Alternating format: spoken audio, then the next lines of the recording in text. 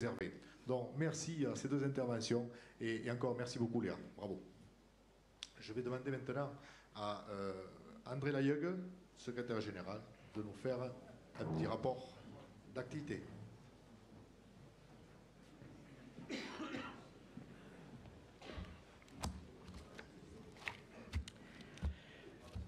Messieurs les parlementaires, Madame la sénatrice, Monsieur le sénateur, Madame la vice-présidente du Conseil régional, Monsieur le président du Conseil départemental représenté par Paul Carrère, Monsieur le maire de Morsens-la-Nouvelle, Mesdames, Messieurs, mes chers amis. Mes chers amis, à mon tour de souligner mon plaisir non dissimulé de pouvoir enfin venir vous donner lecture de mon rapport moral. Cela a été pour la Fédération une vraie frustration ces 2 dernières années de ne pouvoir vous parler en face et de vive voix.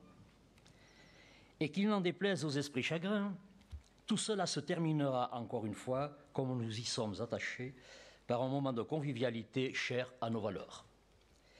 Mes amis, les sujets sont pléthores, et il est très difficile de condenser en réalité 3 années dans ces quelques minutes. Je vais donc tenter de vous donner quelles ont été les grandes lignes de votre fédération depuis la crise du Covid. Le premier mot qui trace mon intervention et dont nous sommes très fiers, en bon gascon que nous sommes, est la combativité. Nous en avons fait un point d'ancrage identitaire. Devant les défis qui nous attendent, les attaques incessantes, nous avons des devoirs vis-à-vis de vous, mais aussi de celles et de ceux qui arrivent après nous. Il ne faudra pas compter sur une fédération des Landes amorphe ou encore au moins résignée. Ce serait tellement mal nous connaître. Au contraire, c'est parce que nous sommes lucides et transparents avec tous nos partenaires, que cela soit avec le monde agricole, sur la question des dégâts, en étant la seule fédération de France à avoir tiré la sonnette d'alarme, dossier désormais largement national.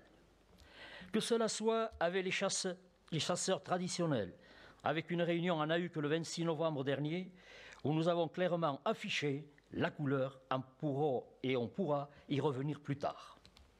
Que cela soit avec notre administration de tutelle, quand elle prend des arrêtés limitatifs et discriminatoires envers les chasseurs, etc., etc. Ce soir, ayez comme seule certitude que l'ensemble de votre appareil fédéral s'est structuré et configuré pour opposer une combativité sans limite et sans faille à l'ensemble des enjeux qui dessinent la chasse de demain. Celle aujourd'hui est déjà rentrée dans une phase de turbulence qu'il m'est inutile de rappeler, prenons-en acte et renversons les paradigmes. Comment? Je vous l'ai dit, par la combativité. Comment être combatif? Eh bien, en allant au combat. Ce que nous avons arrêté de faire depuis longtemps, croyant celles et ceux qui nous disaient que nous vivons heureux en vivant cachés. Que de temps perdu et de défaites qu'il faut aujourd'hui avaler sans que nous puissions agir. Comment va-t-on au combat? Avec des armes. Et que les journalistes ici présents ne fassent pas les amalgames faciles, nous parlons ici des armes de ceux qui nous font tant de mal, à savoir en premier lieu l'arme juridique. Laissée en jachère pour diverses raisons, la Fédération des Landes a renoué désormais avec une série de conseils juridiques où cela ne vous a peut-être pas échappé. Nous rendons coup pour coup, alors bien sûr, nous ne disons pas que nous gagnerons en permanence. Mais toujours, il y aura une réponse. Cela a été vrai pour l'arrêté de Madame la préfète de l'époque qui nous avait suspendu la chasse en raison d'une circulaire de notre ministère de tutelle, comme dans de nombreux départements d'ailleurs. Votre fédération a attaqué cet arrêté et a gagné au tribunal administratif de Pau, cas unique en France. C'est ce qui nous permet, depuis 2019, de ne pas avoir de contraintes réglementaires vis-à-vis de la grippe aviaire, à l'inverse des autres départements, ceci dit au passage. Que dire de la campagne honteuse de la Fondation Brigitte Bardot, où là aussi, La Fédération 40 est la seule fédération départementale à être allée au charbon. Le dossier est toujours en cours. Et c'est un exemple où malheureusement je doute de l'issue, mais nous ne regretterons pas notre choix, et si c'est à refaire, nous y repartirons. C'est bien entendu votre fédération qui est allée à la plus haute juridiction, le Conseil constitutionnel, en attaquant avec la Fédération nationale des chasseurs et 4 autres fédérations départementales la loi d'indemnisation sur les dégâts de gibier. C'est aussi, mes amis, la nécessité d'être crédible et de suivre l'intégralité des procès-verbaux cynégétiques où, si par cas, vous êtes pris en acte de braconnage, la Fédération des Landes se portera systématiquement partie civile, car si on veut défendre la chasse, nous devons parfois chasser les ennemis de l'intérieur. Il y a une autre arme qui fait des ravages dans nos rangs, et nous avons toutes les peines à nous familiariser avec son utilité et sa dangerosité, que cela soit contre nous ou au contraire pour nous. Mes amis, après l'arme juridique, je crois sans me tromper que le vrai enjeu de la chasse française et donc landaise est la communication. Je le disais, nous avons trop vécu sous l'adage « pour vivre heureux, vivons cachés ».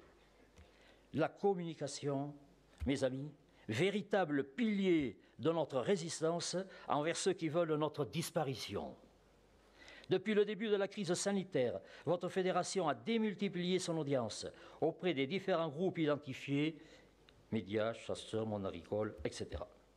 Phénomène largement initié par une très forte restructuration nécessaire de la Fédération nationale en faisant de la communication une vraie priorité. La Fédération des Landes a initié un vrai souffle nouveau sur la visibilité de la chasse et des chasseurs landais, à tel point que nos services sont désormais sollicités toutes les semaines et c'est une excellente chose. Nous devons répondre présent à chacune des sollicitations avec des gens préparés et habitués. Cette montée en puissance de votre fédération est aussi le fruit de rencontres. En octobre 2020, conscients des enjeux et des faiblesses de nos compétences sur les aspects purement techniques, nous lancions un appel via les réseaux sociaux, sorte de bouteille à la mer lancée au petit bonheur de la chance, pour voir si nous n'avions aucune landaise ou landais qui serait intéressé pour nous aider. Aventure humaine incroyable, et dont la genèse est finalement un post sur une page Facebook. Je veux remercier ici, publiquement, Jean-Baptiste Ballion, chasseur de Luxeuil, mais surtout chef d'entreprise du nom de Jugbrodt, qui nous assiste dans la réalisation de vidéos au service de la chasse et des chasseurs. La communication de la Fédération des Landes, c'est une page Facebook avec près de 9000 abonnés, avec des pics de lecture à plus de 10 000 vues, un compte Twitter avec 1300 abonnés et des tweets relayés des centaines de fois, une chaîne YouTube où vous pouvez retrouver toutes les vidéos réalisées par la Fédé 40 ou encore les reportages où nous sommes interviewés. Très récemment, la Fédération s'est installée sur le réseau Instagram, avec déjà près de 500 abonnés, dépassant ainsi en quelques jours la visibilité de nombreuses associations variées. Nous réfléchissons sérieusement à communiquer également sur les réseaux TikTok destinés essentiellement aux plus jeunes. Notre site internet, et bien qu'opérationnel, est un peu vieillot et c'est un chantier de 2022, de revoir en profondeur notre site pour, je le répète, démultiplier notre stratégie digitale. Sur l'ensemble de ces réseaux, tous les jours ou presque, vous avez accès aux informations de la Fédération et quelle que soit leur importance. Rien qu'en 2021, nous sommes présents sur TF1, France 3, M6, BFM TV, CNews, RT France, RTL, France Bleu, Europe 1, notre quotidien Sud-Ouest, mais aussi Le Monde, Le Parisien, 20 minutes, Ouest France, La Dépêche et j'en oublie sûrement. Toutes ces sollicitations découlent principalement des réseaux sociaux sur lesquels nous valorisons les actions des chasseurs.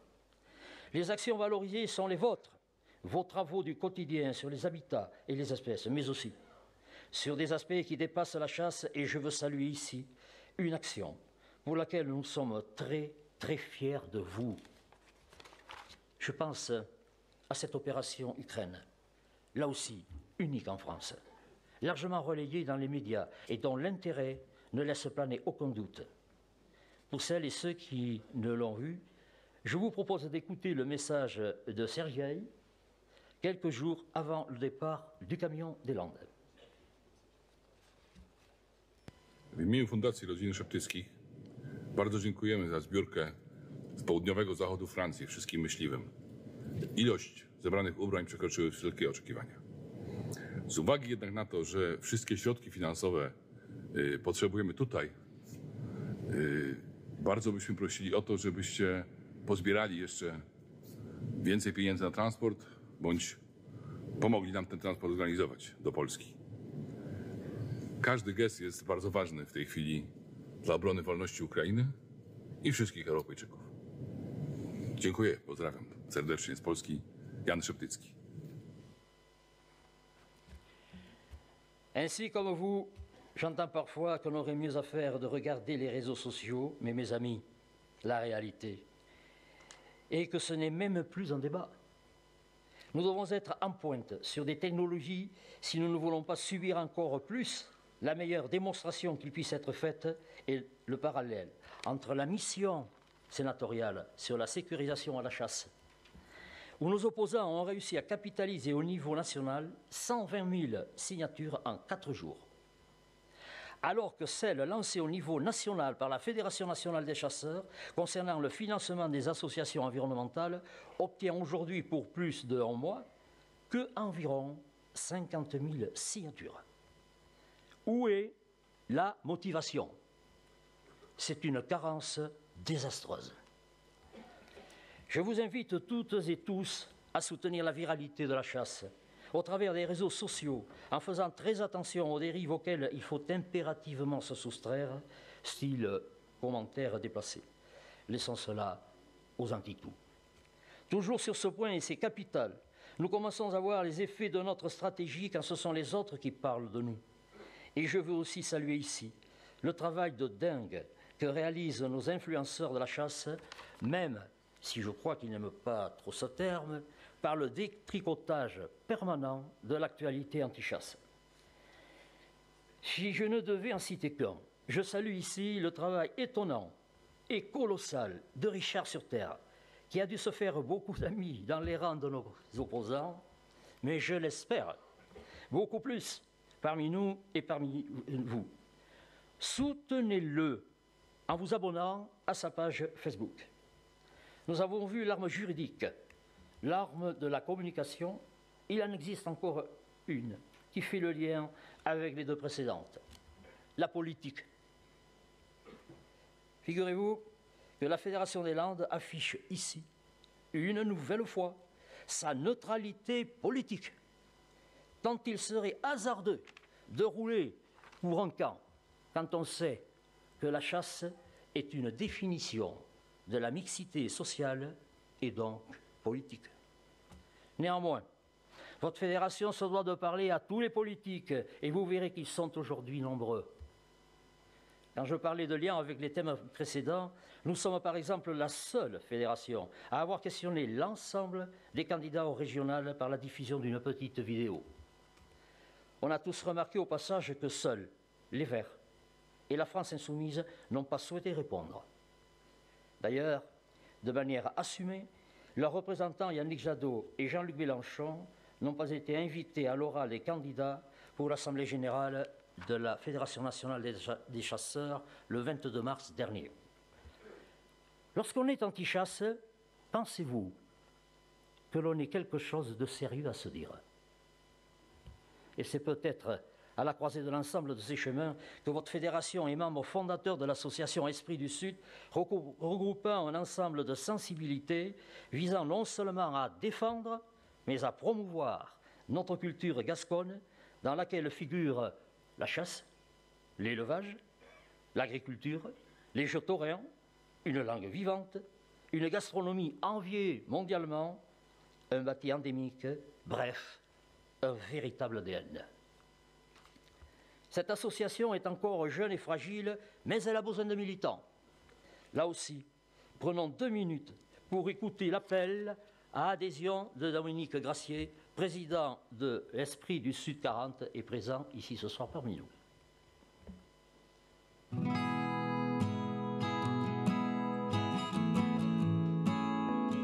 Bonjour à toutes et à tous. Esprit du Sud est une association toute jeune qui va faire bientôt une des premières assemblées générales pour faire le point de l'actualité telle qu'elle s'est passée. On a déjà travaillé, malgré la pandémie, on a déjà travaillé ces dernières années aux côtés de la course landaise pour sauver son statut social, notamment des écarteurs et de tous les acteurs. On a travaillé également avec la Fédération de chasse pour défendre et promouvoir nos chasses traditionnelles landaises, qui sont une originalité du département. Et on a des projets plein les valises entre tous les acteurs. Il y a bien sûr la gastronomie, l'agriculture, Qualité Land. Il y a également tous les aspects culturels landais, avec en cours de projet une bibliothèque des ouvrages identitaires, une cinémathèque également. Et on souhaite travailler aussi sur l'architecture locale dans toutes les constructions landaises. Il y a beaucoup de nouveaux arrivants dans les Landes et Esprit du Sud peut aider tous les acteurs, d'abord les maires bien sûr, parce qu'il ne suffit pas d'avoir une parcelle de terrain dans les Landes pour être landais. Il faut également connaître la culture, si possible la partager, dans le respect et la tolérance des passions de chacun et de chacune. Voilà, donc Esprit du Sud, c'est un gros challenge qui vient en appui de ce qui existe déjà. Les Landes, c'est devenu une terre du possible, c'est devenu une destination aussi attractive où on a de plus en plus d'habitants. Mais il faut que les néo-landais viennent partager avec nous cette culture. À nous aussi de faire le premier pas pour la faire partager. On peut être aidé par l'association des maires et par tous les acteurs. Mais le temps des Landais pour vivre heureux, vivant cachés est révolu. Maintenant, il faut qu'on fasse la promotion de notre identité landaise aux côtés de toutes les autres initiatives, aux côtés de tous les autres acteurs, pour que les Landes soient un endroit où continuer à faire bon vivre et que cette culture soit transmise aux générations futures. Voilà, donc Adichatz à tous. On sera heureux de vous accueillir à la prochaine Assemblée Générale. Mais également, on a besoin de militants, de gens qui viennent adhérer à Esprit du Sud pour donner les moyens aux Hollandais de vivre leur passion, de vivre leur culture. Et tout simplement, Adichatz et Enrebud surtout, on a tellement de choses à faire ensemble au service des Landes.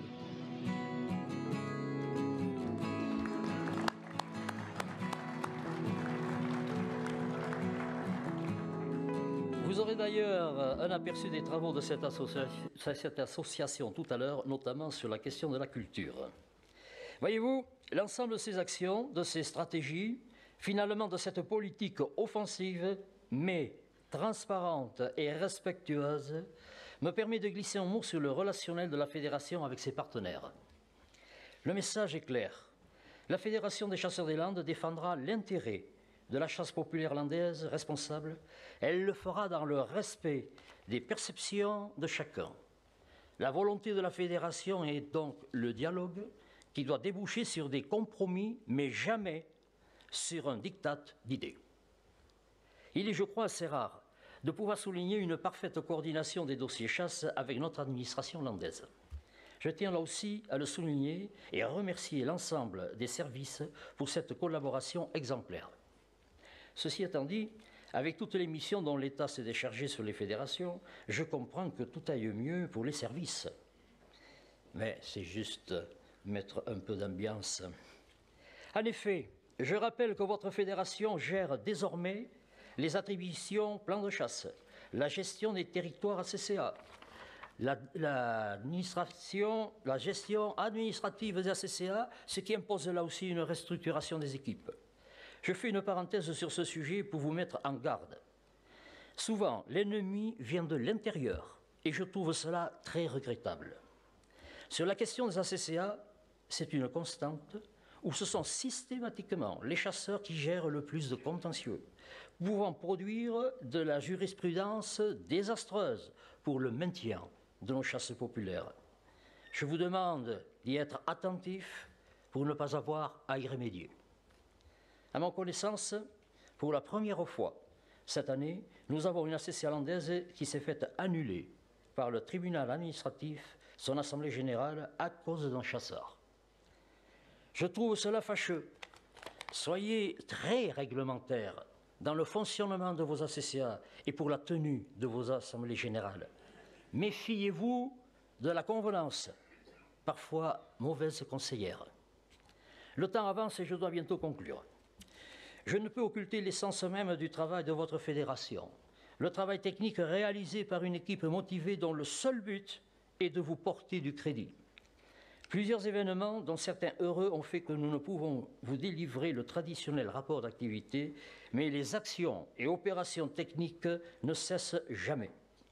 Le dossier continue de prendre de l'ampleur, notamment sur le sud du département où Thomas et Claire sont à pied d'œuvre, aidés par leurs collègues bien sûr. Michel, Laurent et Denis continuent de guider le troupeau unique, là aussi en France, avec près d'une centaine de têtes de vaches marines et de béarnaises, permettant l'entretien naturel de l'ensemble des sites gérés par la Fédération, diminuant les coûts de gestion et permettant la réception de subventions. Le dossier Adichasse, que l'on ne présente plus, mais qui devra peut-être se moderniser avec Timothée et Jean-Paul. La dynamisation des chasses alternatives, notamment la chasse à l'arc, avec notre formateur Thierry, épaulé par l'association Artemis, où vous avez pu voir la mise en lumière sur TF1 ces derniers jours. L'implication quasi quotidienne pour former les nouveaux candidats que réalisent entre autres Stéphane et le Centre de Verre, là aussi avec ses collègues. Le suivi du réseau Lièvre, piloté en partie par Olivier, en plus d'un relationnel assez exacerbé sur la côte, avait des notions de conflit d'usage du territoire assez marquées. Les visites guidées de Jérôme et Johan, mettant en lumière les actions de la Fédération, notamment à la réserve de Saint-Martin, devenue un hotspot incontournable pour l'ensemble des ornithos français et parfois d'ailleurs. Bien sûr, une plus-value ajoutée évidente avec l'appui cartographique de Michael. Ces actions ne sont qu'une infime partie des travaux réalisés. Et je n'oublie pas les voix rassurantes de la Fédération que vous appelez parfois beaucoup Martine, Laure, Sophie et Amandine. Je ne puis omettre celui qui se dévoue à vos diverses sollicitations, Régis, tel un chef d'orchestre avec ses collaboratrices et collaborateurs, qui sait trouver le tempo adéquat pour solutionner nos multiples problèmes et harmoniser le fonctionnement de notre fédération. Ce sont eux qui font vivre cette fédération, dont j'espère vous êtes fiers. Même si nous savons que les chutes sont parfois dures, je pense aux chasses traditionnelles, mais c'est Jean-Luc qui vous en parlera. J'en ai à présent terminé. Je répète notre détermination, notre envie de porter haut les valeurs de notre chasse landaise. Je vous remercie de votre attention. Je vous souhaite une excellente fin de soirée. Vive la chasse, vive les Landes, Adichasse. Merci André.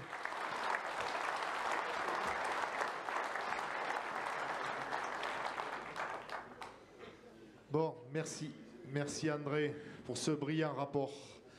Donc maintenant, Sébastien.